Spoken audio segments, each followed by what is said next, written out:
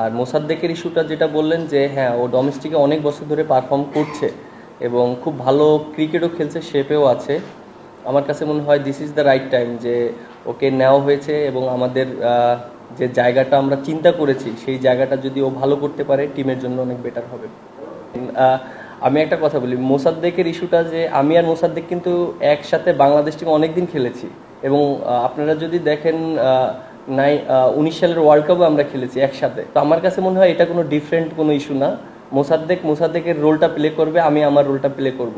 মোসাদ্দেক হলো batting allrounder, আমি হলো বোলিং অলরাউন্ডার, সো দুইজনের রোলটা ডিফারেন্ট। আমরা সবাই চিন্তা করি যে টিমটাকে কোন জায়গায় নিয়ে যাওয়া যায় এবং আমার কাছে মনে হয় আমি অনেক কনফিডেন্ট ওকে নিয়ে, যেভাবে ও ডোমেস্টিক ভালো পারফর্ম করেছে, যদি অপরচুনিটি আসে ভালো করবে। আর আমার কাছে মনে হয় যে সে ডোমেস্টিকে অনেক ভালো বোলিং করেছে এবং সে প্রুভেন।